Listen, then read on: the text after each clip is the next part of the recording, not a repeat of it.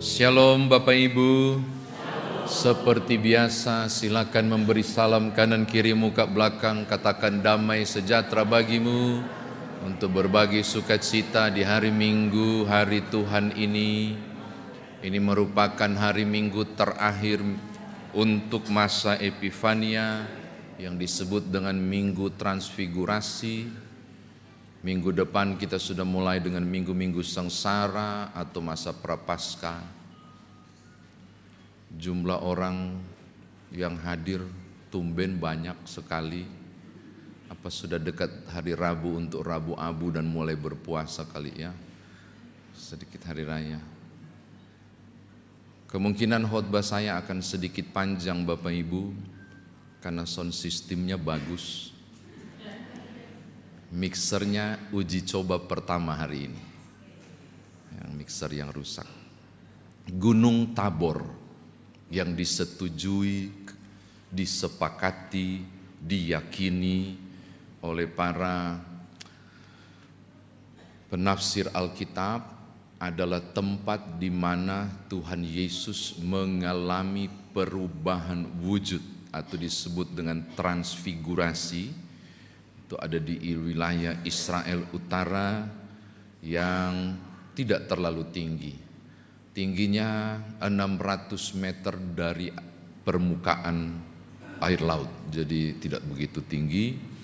Kalau Bapak Ibu yang sudah pernah ke sana pasti akan mengunjungi dan mendapati 3 bangunan yang disiapkan. Biasa disebut dengan kapel. Untuk gambar besar ada gambar Tuhan Yesus. Lalu ada gambar besar Musa dan Elia sebagai upaya memvisualkan peristiwa yang terjadi pada saat Tuhan Yesus dimuliakan. Beberapa hal saya ingin berbagi untuk Bapak Ibu Saudara. Yang pertama, tolong lihat ayatnya yang ke-17. Pasal 17 ayat 1.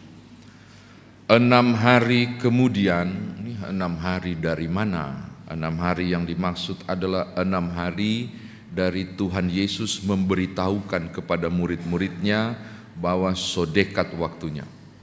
Untuk Bapak Ibu ketahui, 3 kali pemberitahuan Yesus tentang kematiannya. Ada 3 kali dan ini kita menemukan pemberitahuan yang pertama bahwa dia akan mati, disiksa, mati, lalu kemudian bangkit. Itu pemberitahuan itu setelah 6 hari peristiwa ini terjadi. Ada 3 nama yang menarik, Petrus, Yohanes, Yakobus. Kenapa ini menjadi circle dari Tuhan Yesus? Kenapa mereka yang dibawa? Kenapa tidak bawa yang lain? Kenapa 12 orang tidak lengkap mendampingi Tuhan Yesus? Dan saya menemukan hal yang menarik sekali bahwa 3 sekawan ini bukan hanya muncul di peristiwa transfigurasi. Mereka ada di lingkaran terdekat juga pada peristiwa-peristiwa khusus. Peristiwa yang kedua adalah ketika Tuhan Yesus membangkitkan anak perempuan Yairus. Tuhan Yesus bilang begini, semua keluar, dorang 3 enggak. Mereka 3 lah yang menyaksikan peristiwa itu, membangkitkan anak perempuan dari Yairus. Lalu yang ketiga, Bapak Ibu menemukan juga 3 nama ini, Petrus, Yakobus, Yohanes pada peristiwa apa? Ketika Yesus pergi ke Taman Getsemani, dia hanya mengajak 3 orang untuk kemudian bersama dengannya menanggung kepiluan, berdoa di Taman Getsemani. Saya membaca beberapa artikel untuk mencari tahu mengapa Tuhan Yesus memilih 3 orang ini, tidak memilih yang lain. Saya tidak menemukan jawaban selain bahwa 3 orang ini adalah para murid yang paling pertama memang dipanggil dan kedekatannya adalah kedekatan khusus. Selebihnya tidak ada. 3 orang inilah yang menyaksikan hal yang mulia, hal yang agung tentang kemuliaan Tuhan Yesus atau epifani itu, tapi mereka juga yang turut menangis bersama ketika Yesus membawa beban yang cukup berat pada peristiwa yang akan terjadi beberapa jam di Taman Getsemani itu. Jadi mereka melihat hal yang agung, tapi juga mereka diberi kesempatan menyaksikan hal yang penuh sengsara. Yang kedua Bapak Ibu, tolong lihat tokohnya. Ada Musa, ada Elia yang muncul. Jangan tanya ke saya bagaimana mereka muncul, kan ini mau bicara soal keagungan dan kemuliaan Allah. Keduanya sudah mati bukan? Yang satu kita nggak tahu karena diangkat mentah-mentah. Kalau Musa kuburnya tidak tahu di mana, tidak disebutkan dia dikubur di mana. Tuhan yang kubur dia, kita nggak tahu di mana jenazahnya. Tapi dua orang ini menarik perhatian saya. Hal-hal yang berhubungan dengan Torah, hukum dan peraturan. Kitab suci itu salah satu yang dianggap tinggi itu Torah atau hukum Taurat. Simbolnya adalah Musa. Karena kepada Musa lah Tuhan memberikan Torah atau Taurat itu dan disampaikan kepada umat Israel. Yang kedua, kalau bicara soal Elia, saudara akan menemukan catatan-catatan penting tentang Elia, yaitu seorang nabi yang sangat dihormati, diakui wibawa kenabiannya. Makanya kitab-kitab nabi atau ketubim itu simbolnya ada di Elia, si Elia ini. Maka kita bisa menyimpulkan ketika Musa dan Elia hadir bercakap-cakap dengan Tuhan Yesus, mau menunjuk hal yang penting sekali kepada 3 orang yang lihat langsung ada Musa dan lihat langsung kepada Elia. Dan mestinya mereka sudah nggak pikir panjang. What? Musa? Taurat Tuhan? Elia? Ketubim? Kitab nabi-nabi. Petrus, Yohanes, Yakobus tanpa diajarkan akan mengerti. Kehadiran Musa dan Elia mau bilang begini, bahwa di depan mereka yang mereka panggil guru atau rabi, kehadirannya terlegitimasi pada kitab tertinggi dari kitab Ibrani yang disebut Torah dan juga kitab nabi-nabi. Bahwa Taurat maupun kitab nabi-nabi ini tidak menolak kehadiran Tuhan Yesus, terlegitimasi di situ. Karena itu kitab-kitab yang sangat dihormati, tokoh-tokoh yang sangat dihormati yang menghadirkan simbol kitab-kitab itu. Jadi itu legitimate dari para tokoh Alkitab yang dihormati. Yang ketiga ini yang penting. Mereka lagi mengagumi luar biasa tentang fenomena itu. Ketika kemudian jubah berubah menjadi putih, wajah berkilauan. Bapak Ibu, kalau mereka sampai terdiam dan terkagum, film apapun tidak bisa memvisualkan kondisi itu. Wow, itu sesuatu yang sangat ilahi begitu hadir dan muncul pada peristiwa transfigurasi. Bahasa kita sekarang, hadirat Allah begitu nyata dan turun terlihat melalui proses transfigurasi Tuhan Yesus. Lagi asik menyaksikan dan menikmati itu, muncul legitimasi yang ketiga.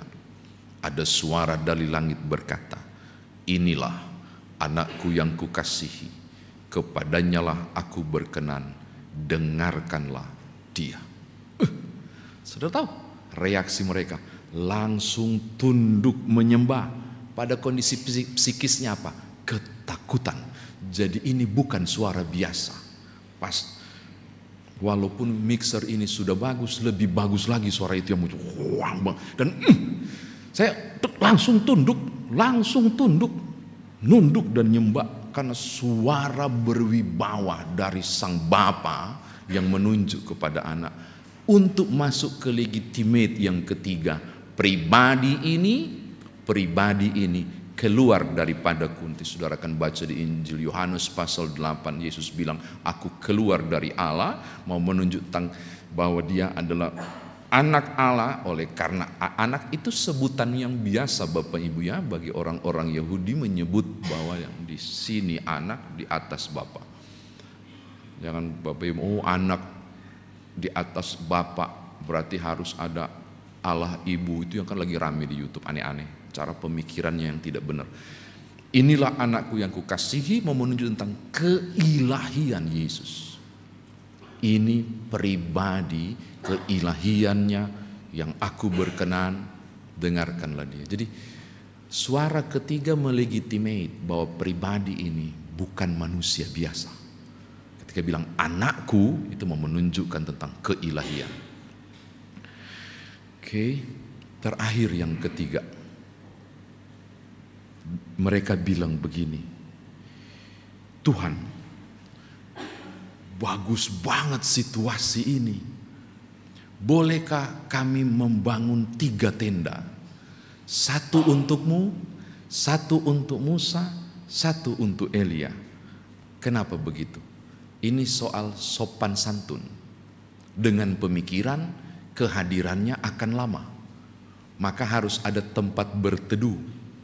Tapi juga pemahaman yang kedua, simbol, supaya kalaupun sudah tidak ada, orang tahu ada peristiwa yang terjadi di situ. Jadi 2 hal itu, membangun tenda, sopan santun supaya kemudian ada tempat untuk bernaung, tapi juga wow, ini perkara besar, ini harus diberi simbol, harus diberi tanda.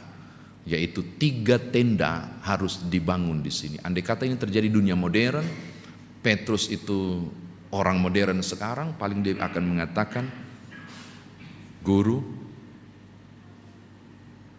Tuhan, kita harus segera buat penawaran tender pada kontraktor untuk bangun 3 bangunan kokoh, mewakili engkau, Musa, dan Elia. Kemampuan mereka kan cuma tenda zaman dulu. Sekarang pasti bicara soal simbol, sesuatu yang megah pasti akan dibuat seperti itu. Simbol, sifatnya hanya simbolis. Oke, saya kira demikian firman Tuhan ditafsirkan bagi kita. Nah sekarang bagaimana kita bawa dalam kehidupan beriman kita? Bapak Ibu pernah tahu nggak ular Nehustan? Ular tembaga yang Elohim bilang waktu mereka dalam perjalanan ke Mesir, kan kepala angin ini Israel, bikin dosa minta ampun, bikin dosa minta ampun, dihukum diampuni dan seterusnya. Tuhan begitu marah pada peristiwa lembu emas, sangat marah, maka tiap orang itu kesian dipatok ular dan mati. Lalu Tuhan bilang kepada Musa, buatlah ular dari tembaga, kasih berdiri. Mereka yang dipatok ular dan tanda menyesal, mereka akan datang di sini. Di Nehustan ini ular tembaga sebagai simbol pengakuan akan kesalahan dan permohonan belas kasihan. Dorang datang ke sini, mereka nggak akan mati, mereka akan sembuh, pulih. Tahu nggak apa yang terjadi? Barang itu dijaga. Lama-lama jadi keramat. Akhirnya orang Israel nyembah 2, 1 Elohim, 1 ular tembaga, menjadi berhala baru. Siapa yang hancurkan? Raja Hizkia. Porak-porandakan itu ular tembaga. Kalian sudah salah.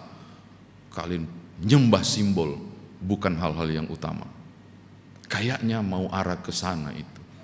Kalau kemudian Bapak Ibu tidak terpusat pada pemahaman yang benar. Saya lahir di Manado, Bapak Ibu, di sini banyak orang Manado, tolong koreksi saya kalau salah. Alkitab itu harus rapi, simpan di buffet, nggak boleh berdebu. Kalau lagi pegang dan pangku, tiba-tiba tung dan jatuh, so berdosa kita. Kalau jahat itu berdosa, Tuhan ampuni saya. Lama-lama nyembah barang ini. Yang terjadi apa?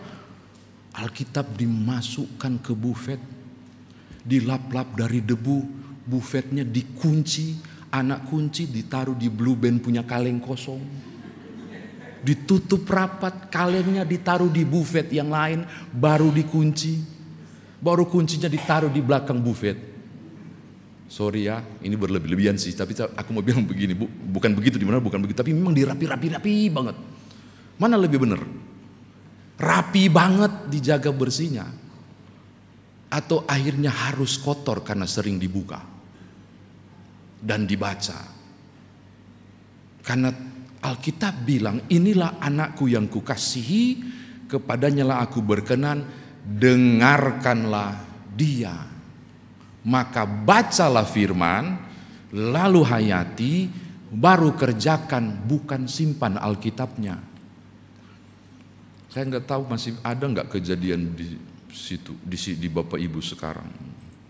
Pokoknya kalau tidur, kong tiba-tiba tak kancing, apa namanya yang orang Manado bilang itu? Apa kote? Ketindisan, tahu ketindisan? Pokoknya mimpi jahat dia, ada orang lagi cekek di begitu. Gampang, orang-orang tua bilang, ambil Alkitab, taruh di bawah bantal, di dekat pantai leher. Sudah tahu?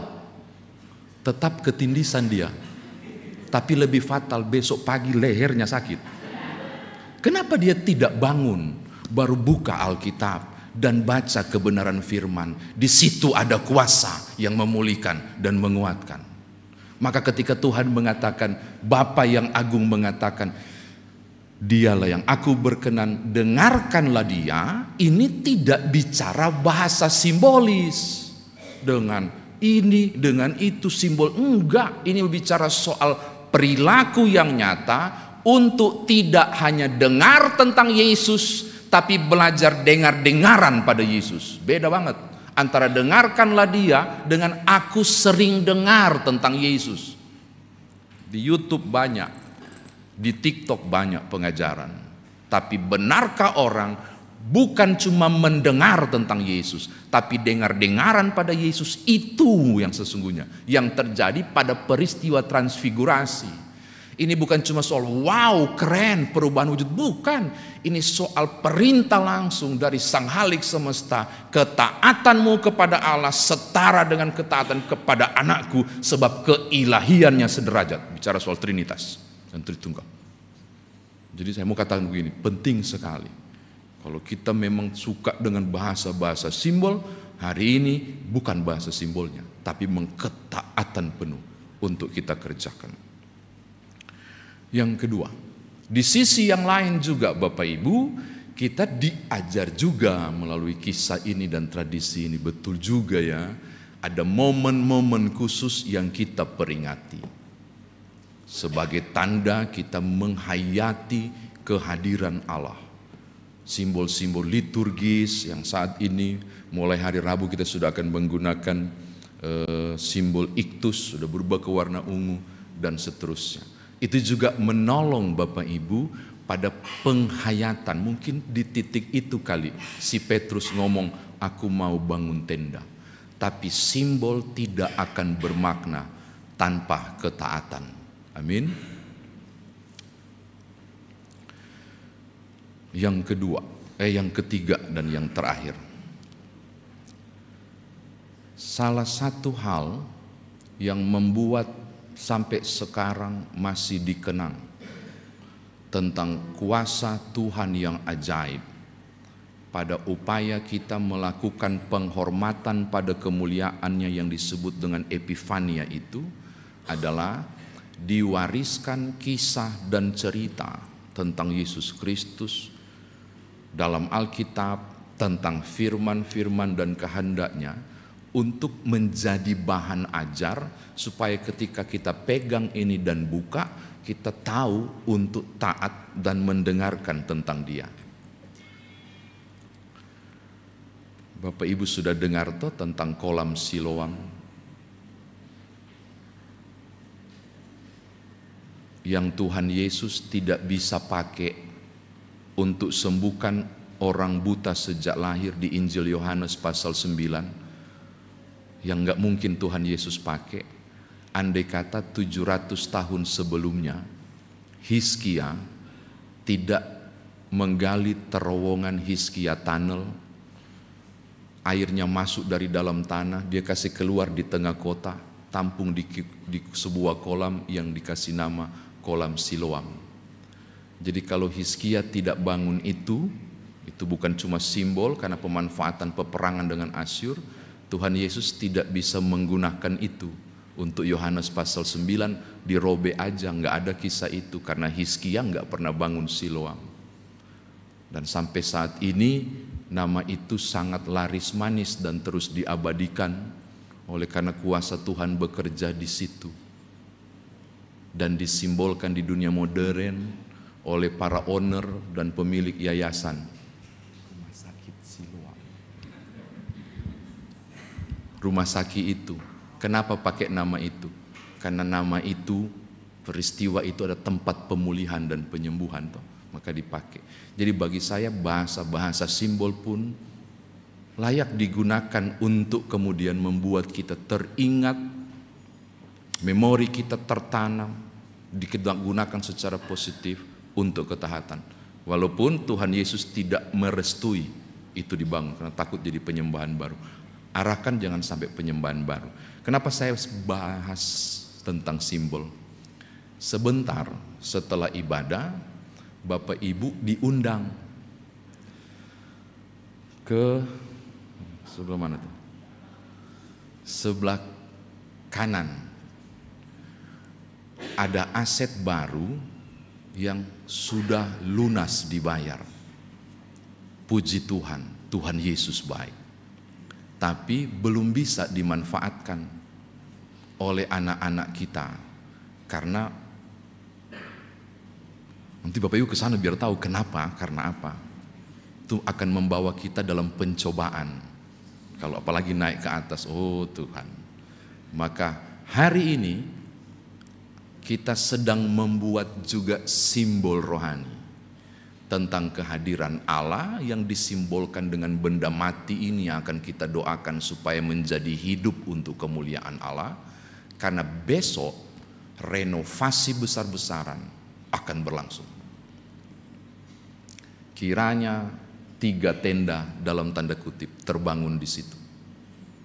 Supaya, ini tanda kutip ya, ketika anak-anak itu ada di situ, mereka menemukan kehadiran Tuhan di situ. Sebentar, jangan dulu pulang, singgah dulu di situ, kita mau puji Tuhan dulu 1-2 lagu, baru kita mau doa, kita mau serahkan sebagai satu simbol kita, tanda kehadiran Tuhan, tanda ya, bukan Tuhan hadir, bukan tanda kehadiran Tuhan. Melalui kita akan sukseskan proses renovasi aset. Harapan saya tahun ini,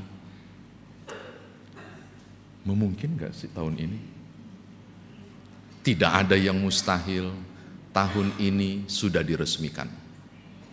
Baru Bapak Ibu mau latihan paduan suara, di situ bisa dipakai. Bapak Ibu beraktivitas, di situ bisa dipakai. Supaya kita tahu bahwa melihat itu kita bisa melihat simbol pemeliharaan Tuhan dan kehadiran Tuhan. Yang sebentar pulang ya, harus singgah di situ, kita harus sembahyang dulu. Supaya siapapun yang berdoa, dia harus mengerjakan doa itu. Kan ora et labora tuh, berdoalah di sana dan kita kerjakan doa itu untuk menyukseskan. Transfigurasi adalah bukti tentang kemuliaan Allah. Kita adalah surat terbuka yang memancarkan kemuliaan itu. Tuhan berkati Bapak Ibu. Haleluya. Amin.